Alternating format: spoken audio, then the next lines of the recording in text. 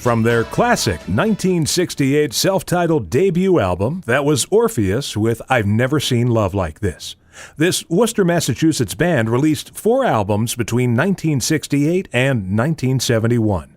But Orpheus is back. We'll get the full story of Orpheus, past and present, with our guest today, singer-songwriter and guitarist for Orpheus, Bruce Arnold. Mr. Arnold, welcome to the show. Well, I really appreciate you asking me. Well, it's one of those situations where, and I can't say this about every guest I have on the show, but it's one of those situations where it seems like every Orpheus song I've ever heard, I've liked. That's great. Well, would it be fair to say that Orpheus was really the coming together of two groups, the Villagers and the Minutemen? Well, not really, because I didn't know anything about the Minutemen, actually. That's information that if I did hear their name, it was 40 or 50 years ago. But I have read that Eric, the bass player, was in the Minutemen, and I think Jack was also Jack McInnes was also in that group. But I met him at Clark University. I might be wrong about that, but I believe we were at Clark University both playing, and we sort of got along. I don't think he was with the Minutemen. I was with a band called the Grove Singers, and we were doing all the Kingston Trio stuff and stuff like that. And I think I met Jack there, and we decided to get together. And the first time we played together, we realized we were going to leave our other groups and form a new group. And that was the Villagers. That was our folk group, the Villagers. And then the Villagers added the bass player, Eric Gullickson, and Harry Sandler on drums, and then we became Orpheus. And it seems to me that not long after you formed, you were signed to MGM Records. That must have put you under incredible pressure to come up with top-notch material. Well, let me tell you, I wrote Can't Find the Time when I was 19. And that was about the time I got serious about, I had written a lot of other songs before that, which, by the way, we have over 100 unreleased Orpheus songs, which we're going to release. We even found a lost album, which the fidelity was incredible, with 20 songs we didn't know that existed anymore. So we're going to put all that out. But we got real serious about it, and that was all it took. Back in those days, believe it or not, you could go in to a record company without an appointment, knock on the door, or nobody stopping you in the lobby. You go in and you say, "Hey, is the A&R man there?" And if he is, they'll take you right in and you can play for him. So when we went to New York, we had maybe 1 or 2 appointments, but the rest were all, "Hey, there's that record company. Let's go up there and see what they want." And we got 9 offers on that first trip to New York. So we knew we had something, and it did start to go really fast then. And the whole thing was only about 2.5 or 3 years long. Well, that's what's remarkable to me as I look at the discography. Obviously, you signed with MGM Records. Right. And you must have, in order to keep up this pace, you have 3 studio albums that you must have recorded in the span of 1 year. Yeah, in just about 1.5 years, probably. That's right. Well, that's a crazy schedule. Well, that's the way it was, though. You signed a contract for 3 albums, usually, with an option for 2 more. So that was the way everybody was. Everybody had to, and I always say about it, it took 21 years for me to write the first album, and I had to write the second album within 3 weeks. That's exactly the way it was. Well, obviously, Can't Find the Time was the single that broke the band, but it didn't happen all at once. It seems like there were pockets of the country that were picking up on this song. Oh, they sure were. In fact, every place it was released, it went to number 1. And the reason I have that little asterisk there is because MGM was going out of business at the very same time that they were releasing our album. And we only found out by when we went to Detroit to do a few shows out there. The DJs are the ones who listen. I love you DJs. I got to tell you this. It just makes all the difference in the world when you like us. But anyway, a DJ who was interviewing us said before he turned on the speakers, he said, usually we don't interview people that don't have a record in the stores, but we're going to go ahead and do it with you because you came from so far away. So we said, okay, and I'm going, what? Don't have it in the what? So I called New York right after the show, and I said, what's the story that there's no records in the stores in Detroit? And they said, well, the truth is, it's going to declare bankruptcy.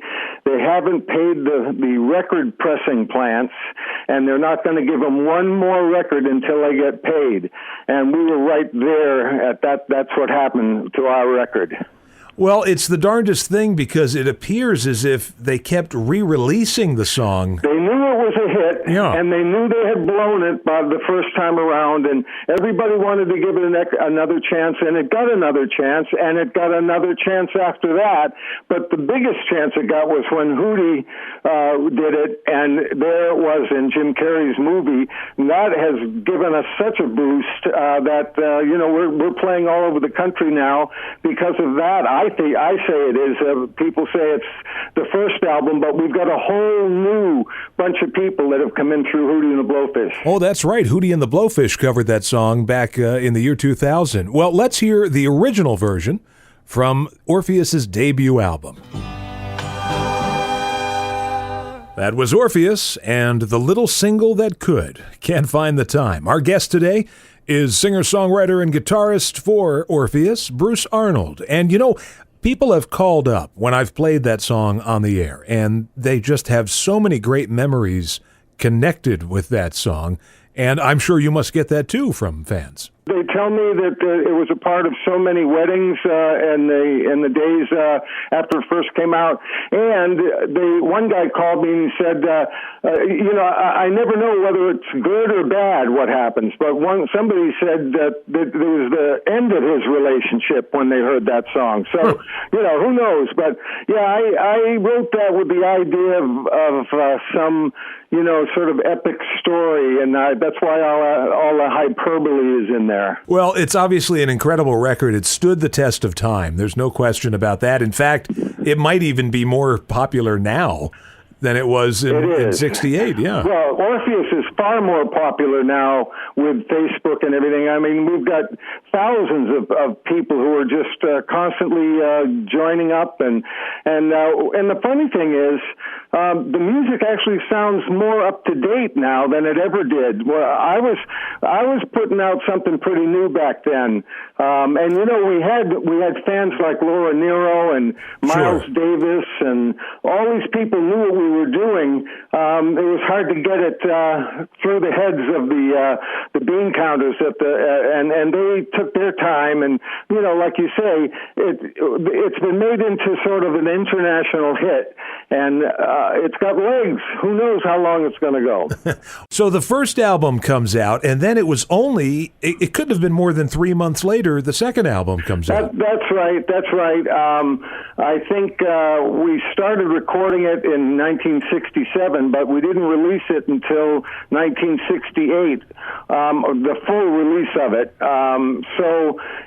Then we were already instructed to prepare our next album, so we started writing like crazy and went into the studio and had, like I said, 3 weeks to do that record, and we did it in 3 weeks. And then we took more time on the third album, Joyful, and we wanted to make that more from the heart, and we took our time, did a very more thoughtful version of our what we wanted to sound like. I got to tell you, I got to do everything I wanted to do. I didn't have any troubles with the producer. The band and especially the studio musicians, all are still my friends today. It was nothing but a wonderful, wonderful experience for me.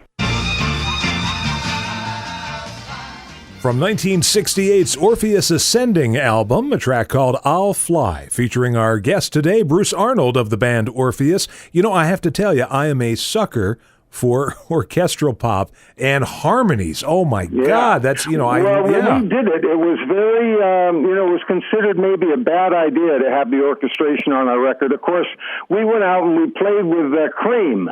So imagine Cream, us coming on stage. Now, we didn't have the orchestra, but we sounded like we had the orchestra, and all the vocals and all that stuff was all real, and man, it was sure going to be a difference. People knew that either you were like an Orpheus fan who was sort of really into music, or you're into being hip, and that would be, the rest of the groups.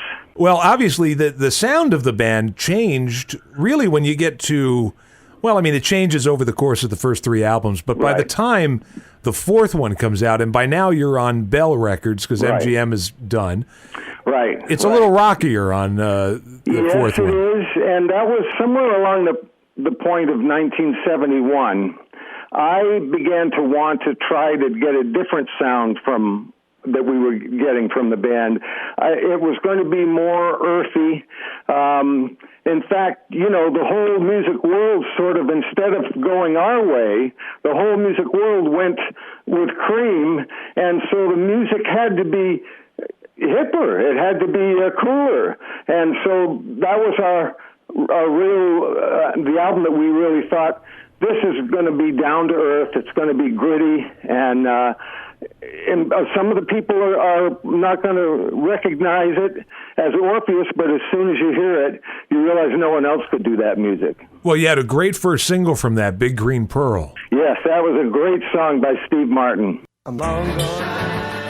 It's one of those things, and maybe it's a touchy situation, the band sort of disintegrates after that. Yes, and only though to the degree that I was trying to decide, I had decided I did not want to live as a crazy rock and roll musician. That was not what I wanted to do. I wanted to be more contemplative. I wanted to write music when I wanted to, write songs and publish them and record them when I wanted to. And so, I took the next 20 years and did that. And actually, there's nothing like having 100 great songs that no one's heard. It's really great. In fact, it gives you power, so in a way, we're just ready to show what Orpheus is really like. I was going to say, you kind of went back to a bit of some crazy rock and roll, because obviously Orpheus is back and has been back for a little while now. That's right, and we played with, my favorite concert so far was with the Massachusetts Symphony at Mechanics Hall in Worcester, and that was, there were a beautiful recording of that, which we're going to release, but man, it was really something. The people came and they heard that first album, especially from beginning to end, exactly like it was on the record, with all the orchestration, and they went crazy. They loved it. So where could people go to find out about what Orpheus is doing now and where they can get this music? This we've concentrated everything on our Facebook page. So we have the Orpheus Facebook page, which if you're on Facebook, you probably have to choose through a bunch of different Orpheuses, but it has a picture of us, which will, I think, show you the way to find Orpheus. And then also, I'm on Facebook, easier to find because it's a little bit unusual, under Bruce Arnold -Orpheus. So that is pretty easy to find, and just get a hold of us. And my son John is working with us on the Orpheus Facebook page, and everything that you'd ever want to know, more than you'd ever want to know, is on that Facebook site. And I should also tell the audience, another way that you can identify which Orpheus you're looking at Facebook is that the photo you have has the logo from the first album. That's right. Which everybody remembers. That's right. Now, about the previous albums, are they available, those records? Yeah, well, they are all... a lot of them were sold by Iris Properties, and that was in the form of CD. But now they're all on iTunes. So pretty much all the first, second, and third album, maybe even the fourth, but I think it's just the first, second, and third are on iTunes now, and that's the way I guess to deliver. Now, we have people asking all the time and telling us all the time that there's nothing like listening to Orpheus on vinyl. Yeah. So we're thinking about that, how to put out a real high-quality vinyl piece as well. Who would have thought in this digital age of 2016 that vinyl would be coming back? Wow and flutter. Yeah. Bruce, I want to thank you so much for coming on and spending some time with us. Not only do I listen to you before, but my kids, they got to hear you all the time. It's really great. I'm having a great time listening to you tonight. Thank you so much, Bruce. You have a great rest of your day. Okay, bye-bye.